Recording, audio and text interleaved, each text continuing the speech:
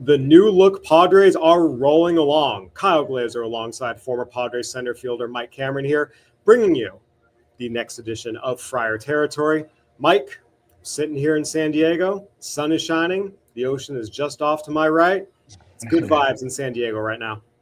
Most definitely. AJ Prilla has to be feeling pretty good about himself right now, and some of the things that he's done. And obviously, the team has responded against this in this series against the Cardinals. And you got a chance to see some of the new additions go to work right away in this series. I think they let the first one slip away for the most part, but other than that, man, they look like a team that is definitely destined to cause a lot of havoc in the NL West and also obviously in the National League in itself. Yeah, the Padres took 2 of 3 from the Cardinals in their first series after the trade deadline. And Mike, we know that AJ Preller is always going to be busy at the deadline. Even with that, there were some surprises in terms of just the sheer volume of trades he made and also who they got back. Padres made 5 trades involving 22 players. They traded away 14 players. The main deal, the headliner, just in terms of cachet, was the acquisition of Mason Miller and J.P. Sears from the A's in exchange for top prospect Leo DeVries and 3 other pitching prospects. I want to dial in on this with you because, look, there's a lot of debate about trading a prospect of DeVries' caliber, especially for a reliever, but look, it's done. What I want to focus on with this now is this Padres bullpen was already the best bullpen in the major leagues. They had the lowest ERA of any team in the major leagues by almost half a run. I mean, it was a pretty big separation. They have now added Mason Miller, who is one of the most unreal closers to watch, and he's going to be their setup man now. So this bullpen has a chance to be not just, it's already the best in the major leagues this year. Objectively, it is. But I think now we're talking about a bullpen that has a chance to be one of the best we've seen in the last 5 years, 10 years. This now has a chance to be one of the better bullpens we've seen in a while. I mean, look, when you have the caliber of arms in the bullpen, and look, there's a possibility that it may they're gonna hit a roadblock every once in a while. Yeah. But for the most part, their history and what they've shown, it's gonna be very tough to beat the San Diego Padres going into the 6th and 7th and 8th and 9th innings. It's going to be very hard to punch across runs because they got guys down there that's throwing 100 plus. And also too, I saw Mason Miller give up a nice swing. Somebody on the Cardinals, and you're playing in Petco, man. So those late nights at that time, when the Marine layer rolls in, it's it's gonna be tough. But this team is gonna be tough, simply because they have these caliber arms on the back of the bullpen that you don't like to see. Also, it gives Schulte a chance to maybe use Mason Miller and give your other guy a day off here and there or whatever. I mean, it just gives you more options to dominate a baseball game and close it and make the game 6, 7 innings, man. And that's that going into it. So you're going to be much more aggressive against the starters, because you don't want to try to get behind in these type of games because of what they have in the back end of that bullpen. No question about it. Realistically, if the starter goes 4 innings now and the bullpen's fresh, the Padres are in great shape. Very few teams can say that. You can roll out Jeremiah Estrada, Adrian Morejon, Jason Adam, Mason Miller, Robert Suarez. I mean, let's not forget 3 of those guys were all-stars for the Padres this year. Yeah. Mason Miller's a stud, and Jeremiah Estrada, the one guy who wasn't an all-star, would probably be a setup man on most teams. And we really saw it in the series finale against the Cardinals. Padres were up 2-0. They were able to make it 6-0. And their low leverage option is David Morgan, who has an ERA around 2 and he pumps 98. When that's your 6th best guy in your bullpen, it's something special. And that kind of brings me to, I was really thinking about this. What are the best bullpens we've seen recently? And just in terms of I want to start with since 2000. And the 2 that come to mind, the 2002 Angels, a team you saw a lot. That was Troy Percival, Francisco Rodriguez, Ben Weber, Brendan Donnelly. And also the 2015 Royals, for me, with Wade Davis, Greg Holland, Kelvin Herrera, Ryan Madsen. And those two bullpens stand out for me because they played such enormous roles in helping their teams win World Series. And it's not like they just got hot in the playoffs. Both those teams had sub-3 ERAs from their bullpens throughout the regular season and led the majors in bullpen ERA their respective seasons. So these were two bullpens that start to finish were dominant and carried their teams to world championships. I really do think that this Padres bullpen has the potential to be the best bullpen we have seen since the 2015 Royals and be, frankly, the best bullpen we've seen in a decade. Most definitely. When you have this type of firepower, it gives your starters a sense of calm, but Yeah, also but understanding, your team in itself, the offensive aspect of it. If you get 2, 3, 4 runs, yeah, then it's going to be really hard for the yeah, team to have a chance to come back on you, and that's what these other bullpens did in the past. I got a chance that you named the Angels. We knew that they were tough, man. Like yeah, they were tough, not just on the bullpen. They have starters that can go, 5, 6 innings or whatever on any given day. And then you have this type of caliber of bullpen coming at you. I will say also too, well, I know you didn't mention it, but like the Texas bullpen, yeah, the year that they went to the World Series, yeah, that was the first time that I saw that type of velocity coming yeah, out of a bullpen. But the velocity I mean, everybody faces the velocity. You yeah, just don't see it where guys can get over a couple of pitches that throw you off of it. And when you're facing a guy that's throwing 101, 100, you don't have much margin for error at all. And it's very difficult in trying to put together quality at bats to punch across runs. And I looked at their numbers, and none of them seem to be like a home yeah, run liability. I mean, yeah, so it's all or nothing when you go against the Padres now. It's just a matter of the offense continuing to gel, the new guys getting a chance to come in and be productive, and really put this team in a position to where they can really do some damage down the stretch.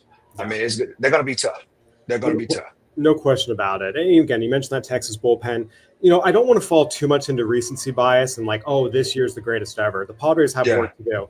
And look, last year, the Guardians 2024 team, they had a ERA in the 2.5s. They were dominant all year with Clase and Gaddis and Cade Smith, but they imploded in the playoffs, which to me does knock them down a peg. And also yeah, the 2022 Astros, who won the World Series. I think people overlook that bullpen, but that was another great bullpen. Led the oh majors yeah, 2.8. That was Ryan Presley and Brian Abreu and Ryan Stanek. yeah, We talk about guys pumping 100.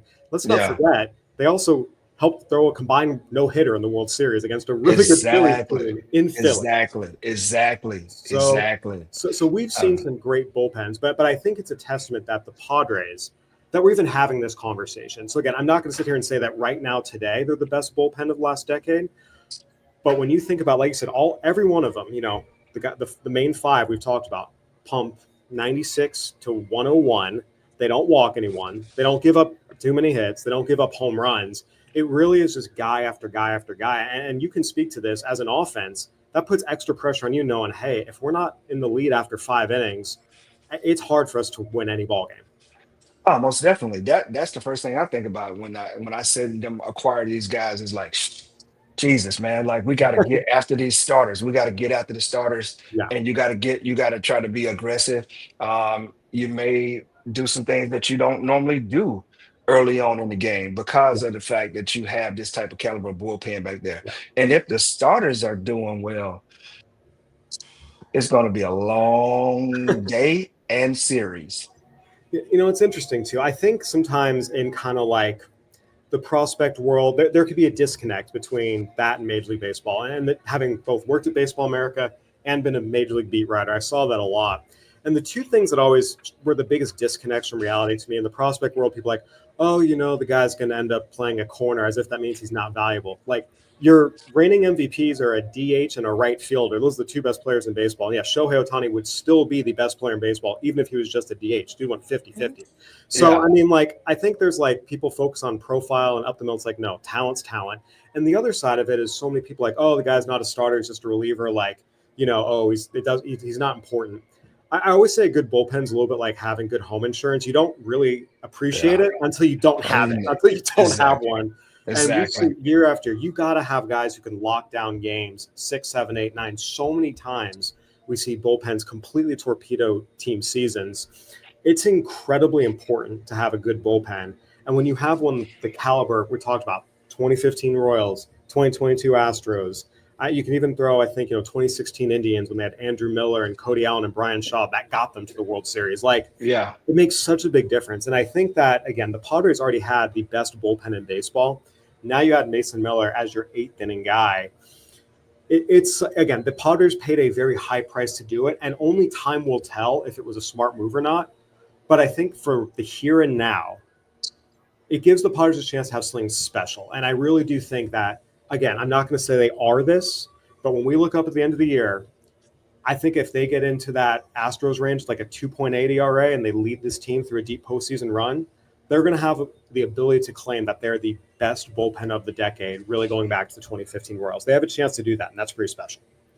Yeah, I mean, anytime when you start talking about historic feats in the game and now you're getting a chance to see it live and you Yeah, just understand that, man, like this could be a special situation. yeah, And got and some of the guys that are coming in yeah, and making the adjustment from what they were before yeah, into now. The way teams value bullpen guys now, or pitchers that come out of the pen, yeah, the way they use them. I mean, you go in a playoff game, you can start firing bullets in the fourth and fifth inning if you would yeah, like to.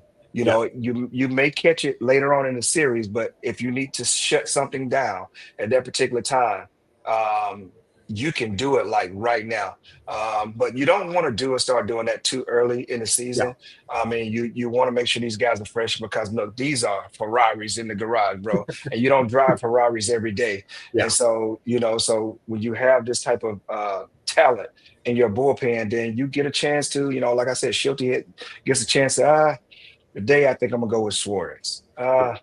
Today I think I'm gonna let um uh let's see, more home yeah, do something, like you Suarez, you get a chance yeah. to manipulate the series any way you want to. And then if you're just trying to truck somebody over, then you go with that standard setup that you got from the bullpen, some of that traditional stuff, and let it ride, man. I mean, because look, these guys not only throwing 100, they're throwing splits, they're Yeah. throwing sweepers, they're throwing sliders.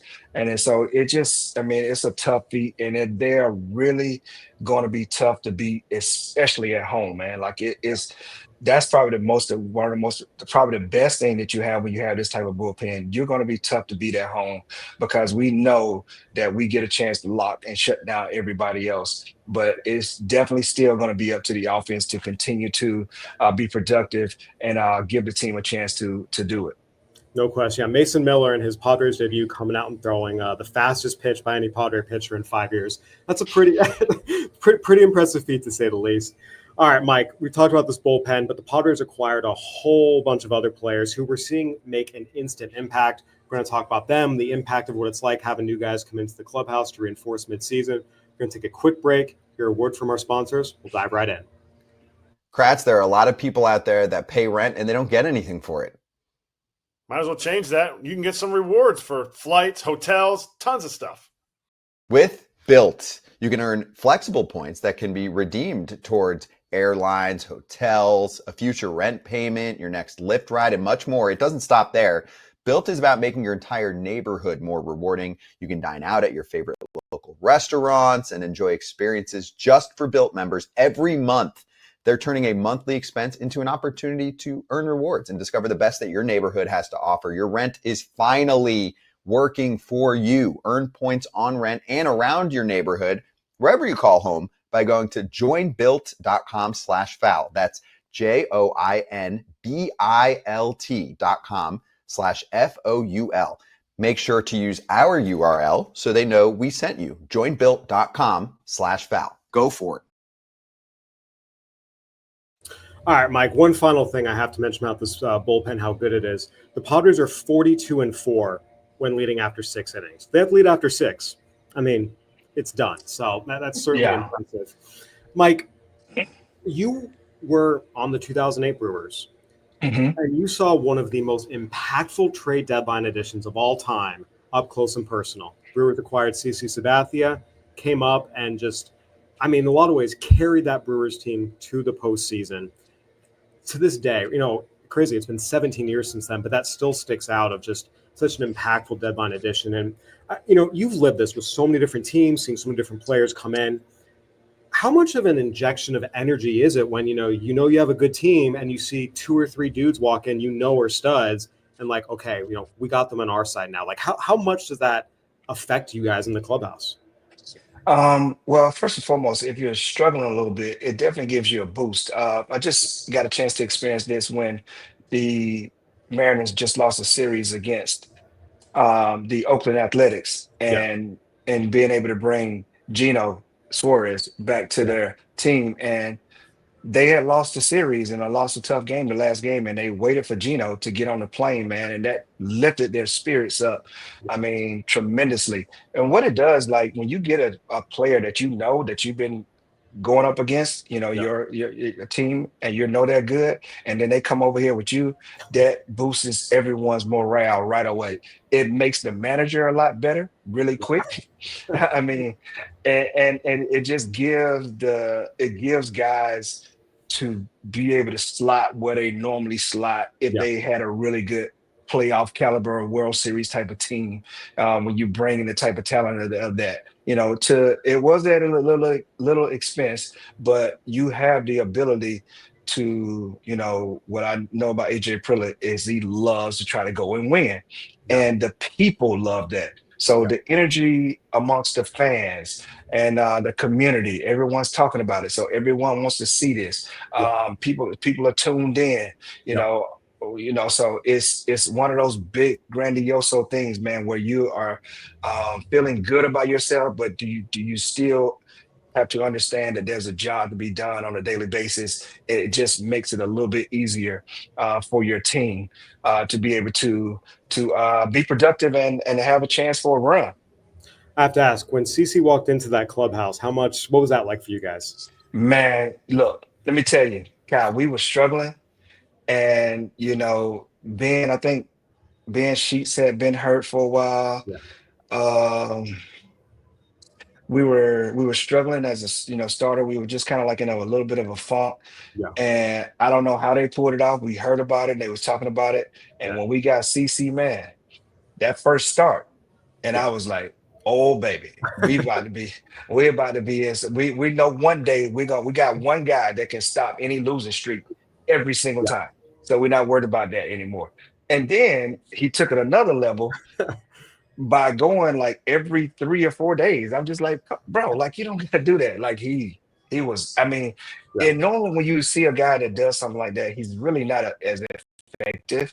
And I think it finally got to him when we had to face the Phillies in the playoffs at their place, and it finally kind of caught up with him, because that was a really good team offensively, and they kind of wore him down a little bit. And that was the first time I ever see him being vulnerable as a starter. Every other time, man, like he dominated the Cubs. The Cubs were good that year. We end up kind of like catching up to those guys because he was just that good. We wasn't we were kind of up and down offensively, but man, that's when the pitchers hit too. So not only was he pitching well, like he could hit also. So it just made it that much fun, man. And we got a chance to make a run. Unfortunately, because of what the Mets did, like they kind of fell on their face. It gave us an opportunity, and we took care of our business, down the stretch, and it was a joy, man, to be able to do that. I mean, look, and when you haven't been to the playoffs since 1982, I think I was at that time. I was only like I was 9 years old, so I was still eating Fruit Loops and watching cartoons. I wasn't born yet. I was still. You know what I'm saying? Like that's so crazy to be able to do that energy in that place every day, man. That's what I'm saying. Like that's what it does for your team. It brings the energy, and whenever you have an energy in your ballpark that is for you, and you understand it, man, your levels, your mentality gets much crisp. Your levels goes up, and it's just it's almost like a World Series game every night. And you just ride it, and you just ride it as long as you can, and try to put many wins in the bucket as you can to be able to see at the end of the season to be able to shake the bottle up and let it all out, man. Yeah, no, and like I said, again, you can even hear the excitement and see the difference it made for you, 17 years later, and the Padres are experiencing this right now. Again, it's very possible that we look 5 years from now and the 14 players they traded away, 11 of whom were prospects, some of those guys end up having really good careers. Like Ryan Berger and Steven Kolek are good pitchers. I have no doubt they'll do well in Kansas City. Leo DeVries is a really good player. He'll be something for the A's someday. I have no doubt he's going to end up being just fine. Boston Bateman, with the Orioles, is going to be really good. But when you talk about what this Padres team has now, we saw it during the Cardinals series. Again, we talk about this lockdown, insane bullpen where you can pitch Jason Adam in the 6th inning, as I did in the finale. Like, that's an 8th inning guy you can throw in the 6th. Yeah. But it's also how they've lengthened the lineup. And we saw that particularly in the finale with the Cardinals, Ramon Laureano, Jake Cronenworth, who, of course, had already been here, Freddie Fermin, 7, 8, 9. The Padres have the lowest OPS from the bottom third of their order in the major leagues this season going into the trade deadline. Since we've come out of it, Ramon Laureano, Saturday, RBI triple the other way. In the finale on Sunday, home run to right center field. Like, the Padres have not had a 7-hitter who can go 400 feet oppo. Like, they haven't had someone with that talent, that ability to do that. We're seeing oppo power to Laureano. He's also a good left fielder, which that had been shaky for the Padres at times this year. Jake Cronenworth doesn't have to do so much. We're starting to see him loosen up, hit a 2-run homer in the finale. And Freddie Fermin, I got to tell you, went 2 for 3 in the finale. So, first of all, 7 through 9 in the order went 5 for 11 with a couple homers, bunch of runs scored and RBIs in the finale against the Cardinals. Like, that's not production the Padres were getting pre-deadline. And with Fermin, I'll say this, what's jumped out right away is he brings some athleticism as a catcher the Padres weren't having. Look, Martin Maldonado's had a great career. He was 38 years old. He couldn't really move anymore. Elias Diaz is a big, big boy. I looked, he's listed 223. Man, those height and weight listings ain't right. He's 240, 250. That is a big boy. Just watching Fermin just run to first base, I'm like, this is a better athlete than the Padres at the time. We've seen that in his swing, his ability to run the bases. Like, they upgraded big time, and again, we'll see. There's a lot of baseball left, but the energy in the ballpark, the energy in the front office, I getting texts from scouts, other people who work for the Padres, like, yo, this is a real legit squad now. Everyone knows that this team went from being a team that was, kind of hanging in there, that number 6 spot, in the wild card, and realistically probably would have been wild card round fodder, to now it's like, oh, they got a chance to do some real damage now, and everyone sees that and feels that. That's important. Oh yeah. Look, I guarantee the Dodgers are taking notice. I can tell you that much. They know that. Like the Dodgers is kind of like hanging around, but this is more about what the Padres have done. And obviously, when you have this type of caliber team, and you put it in motion, you throw it out there every day, man. It is special to be able to see, like to have a catcher that can move around. Also, for me, coming from a team like Kansas City, that he is very well in his fundamentals, and he's going to hustle. Yeah. Those are 2 big things. And when you bring that type of energy to your teammates, to your new team, it starts to kind of like rub off and rub on different guys. And you start to see that, like the energy starts to pick up from your other guys. I saw Tatis hit a ball down the right field line today and with a hustle double, like just not really down the first base line, but in the hole. And so it just like like those things, that's what he always does. But to be able to add that to the bottom of your lineup and then flip it over to having Tatis, like you don't have those lulling moments. You got a very, very length in your team. And another thing too is like the Padres, I don't know what the number is. I'm just going off of what I see and what I look at. They don't strike out very much. Nope, not at all. That is another good, I don't care what no one says, that is another good sign of a team, because any batted ball that's put in and play, you have a shot. You're giving yourself a chance. You're giving yourself a chance, man. And they have two of the most professional guys when it comes to that, and I know, you got Arise in there too. He's going to be tough. So, when Tatis is right, he's not chasing, and so he still puts the bat on the ball pretty much. No, Manny doesn't strike out very much, and then you got Merrill. He doesn't really strike out a whole lot. It just all depends. Bogarts don't strike out a whole lot, so you have this length in your lineup that is going to be some tough outs. And when you do this for 5, 6, 7 innings, you start to wear teams down. You know what I'm saying? Like you start to get these pitch counts up, and it just makes it your team that much more dangerous. They're probably not gonna, outslug you to death, but they're gonna do all the other things well. But you do have the capability of some of these players that can possibly, with O'Hearn, and Yeah. you saw Laureano going deep. I Yeah. think Cronenworth went deep also today. Yep. I mean, so you know what Merrill can do, you know what Machado can do, and you know what Tatis. Merrill went to dead center the other day. I mean, Yeah, you're starting yeah, to see everything come together. And, it's funny, post game, Mike Schilt was asked a question about, home runs, and how the Padres need it. He's like, it's pretty nice, having guys like O'Hearn and Laureano in your 6-7 spot, guys who can go yard every time. And yeah. again, you mentioned the strikeouts. Padres have the fewest strikeouts of any National League team. So look, there's no question that this is a team now that is very, very different than the team going into the trade deadline in all the right ways. And Mike, we're going to talk about what that means for their upside and what they are capable of. We're going to take another quick break, hear a word from our sponsors, and dive right into that.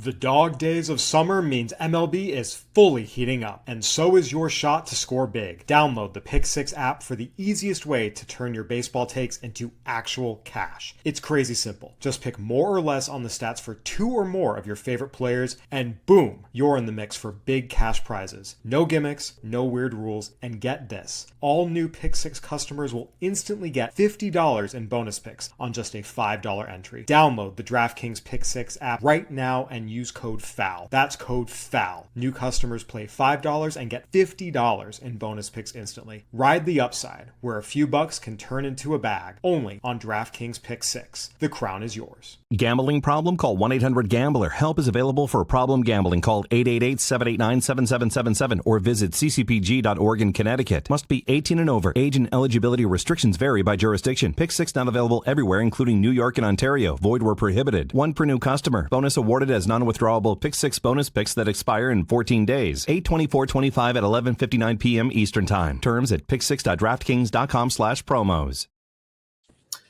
All right, Mike. So before we get into the Padres' new upside, I have to ask, we talk about, trade deadline and guys going from, losing situations to winning situations and how much that energizes them, energizes the winning team, everyone all around. Obviously, the Padres' acquisition of Mason Miller was a big one. Did you see Jobber Chamberlain's tweet about what it's like to go from where he was? Yeah. Oh man! So normally we're a family show, but this is too good. I had to pull this up. So for those who haven't seen it, it was Oh my amazing. God. All right, so here we go. So the initial tweet from someone from Barstool Sports was, "What a life change for Mason Miller. Goes from pitching for 0 stakes in a minor league ballpark to the middle of a postseason chase and a division title fight while playing in gorgeous Petco Park." Yeah, going from playing in AAA Sacramento to Petco Park, even that big difference. Jabba Chamberlain, the great one, quote tweets it. I'd be harder than a diamond in an ice storm if I was him, referring to Mason Miller. It's quite a way to say it, but I had to bring this up, man. I thought that was pure gold. That visual, I already know. It's so crazy. Oh, man, But man, yeah, like I'm pretty sure he definitely feels that way. Mason Miller, and I'm sure he feels that energy, man. So, like to be able to be in this right here, like when you in a pennant race, like it's exciting to come to the oh yeah. ballpark. I mean, Especially we're when you're down, going from playing in front of 8,000 people in a AAA ballpark to man, 45,000 a night in San Diego. man. Oh my God, it's Talk about life special, bro. upgrades. It's Talk about life special. upgrades. Oh, most definitely. I mean, Yeah. come on, bro. Like you get a joy of riding to the ballpark. I know I would get a joy if I threw 102, 103 miles an hour and I'm cruising in San Diego, whether I'm in a big Ford pickup or a convertible Ferrari or whatever it is. Like the joy to be able to experience this, and like this is gonna be his home for, you know, however long, then at least 4 more years. Yeah, this You season know, and 4 more years of control. And that was a big part of, the heavy price they paid is, if yeah. Robert Suarez leaves after this year, okay, we've got one of the most explosive arms to come through the game in some time. We can slide in as a closer for the next 4 years. I mean, it's And also, like, wasn't he a starter at he one point was. in his So the Padres have talked about both publicly and privately, maybe in the offseason, at least exploring him starting again. We will see. I think one thing to keep in mind with Mason Miller, as talented as he is, don't get me wrong, he's a monster. he has had health and injury issues going back to his college days. He has never thrown more than 92 2/3 innings in any season, college, minors, majors, nothing. And you'll remember the A's did try to make him a starter. He was a starter when he first came up. Yeah, I remember. He got hurt pretty quickly. It didn't work. They made him a closer. So, look, I understand they want to try it, cool, but it's very much like, we'll try it, we'll see. But all signs are just his injury history. Just let him blow 103 in the ninth. You'll be more than happy with what he gives you there. So, Mike, with all this, you and I have been on the same page all year. Before the year, we said this is a team that's going to be right on the edge, maybe 85, 86 wins. Probably finish just outside, the wild card spot, final wild card spot, maybe sneak in. And, same thing kind of around all-star breaks. Like, it's exactly where they were. They were on pace for, 87, 88 wins in the number 6 spot in the NL wild card race, and the NL playoff field, I should say, the final NL wild card spot. A couple teams are right there with them. It's going to be tight. Post-trade deadline, after acquiring, let's not forget, Nestor Cortez and JP Sears for the rotation, Mason Miller for the bullpen, Ramon Laureano, Ryan O'Hearn, and Freddie Fermin for the lineup, and also upgrading their bench. Gavin Sheets can now go on the bench. Like, they really upgraded every aspect of their team. Has this team's upside changed for you? Like, what do you think they are now capable of? By wins? Are you asking how far they can go? Wins, how far they can go? Can they take the division? Like, what are they now compared to what they were before in your eyes? What are they capable? They're definitely a team that could really challenge for a division title at this particular point.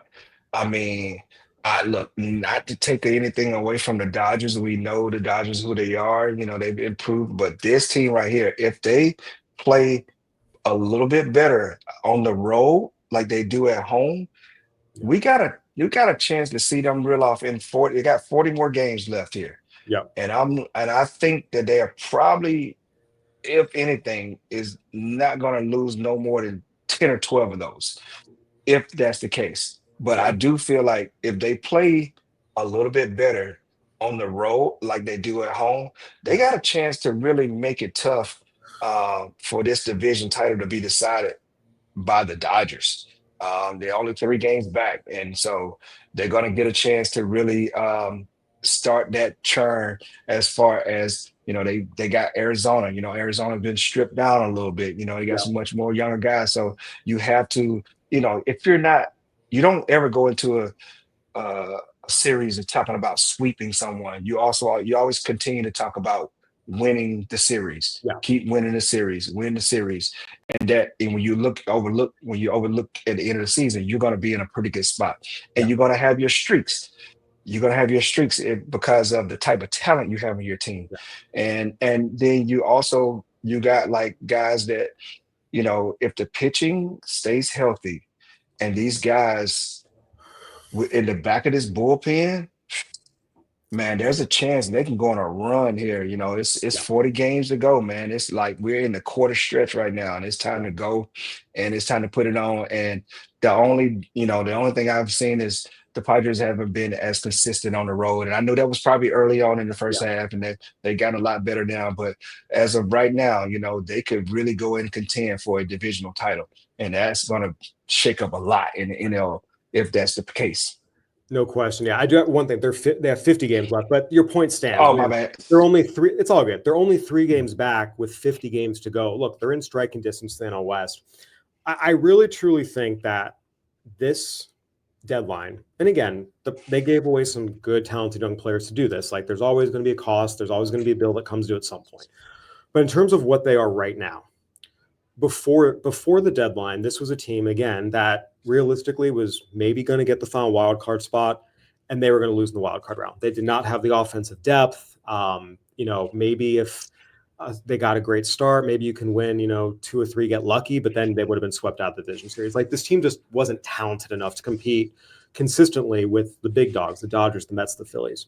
That has now changed. When you look at this roster now, and I really want to focus on the pitching staff because there's a couple things that have happened. First and foremost, bringing in Nestor Cortez and JP Sears gives you a really good, 5th and 6th option. It also allows the Padres to go to a 6-man rotation if they want down the stretch to build in some extra rest days and have a competitive starter each day, as opposed to before when it was Kyle Hart or a bullpen day like that. This is a big upgrade there. But Yu Darvish just threw 7 scoreless innings. He's coming out of his elbow inflammation. His first 3 outings were not good. Then he threw 7 scoreless, 2 hits allowed, no walks, 7 punch-outs against the Mets. Dylan Cease in the series finale against the Cardinals after the Padres held on to him at the deadline, his first start.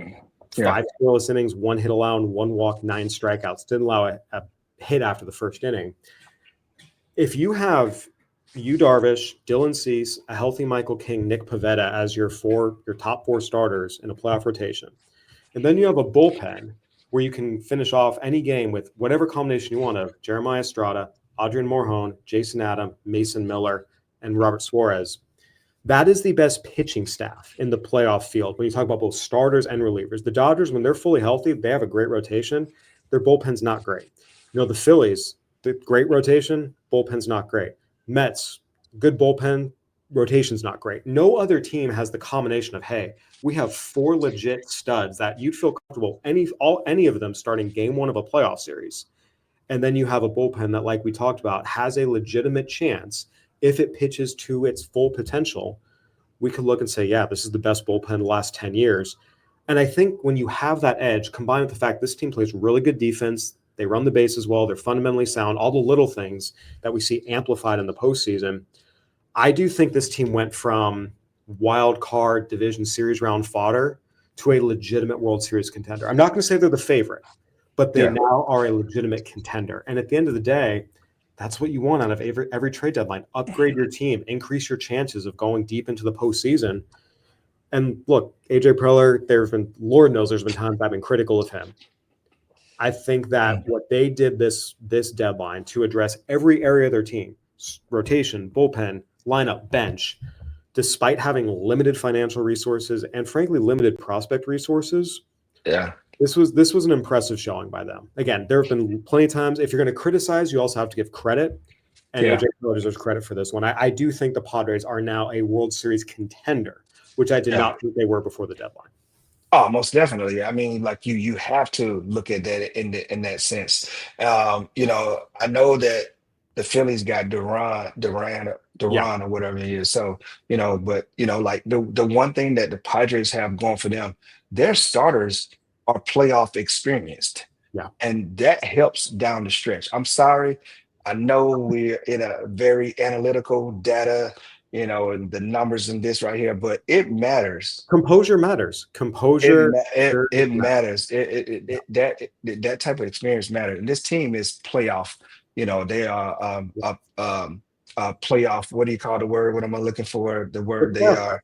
They're battle tested. Yeah, they're battle tested. So like you have to respect that in a sense. And I think they know this going into it. And teams now know that, hey, you can't be messing around. You go in there with the Padres, man. They'll steamroll you real quick, and you'll be looking back like, what happened? And that's very well could happen.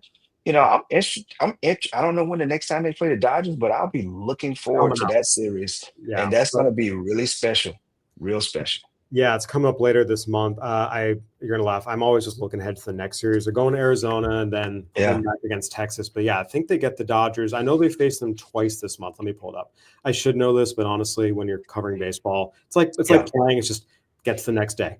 I'll worry about 2 weeks. 2 weeks from now. So they get the Dodgers.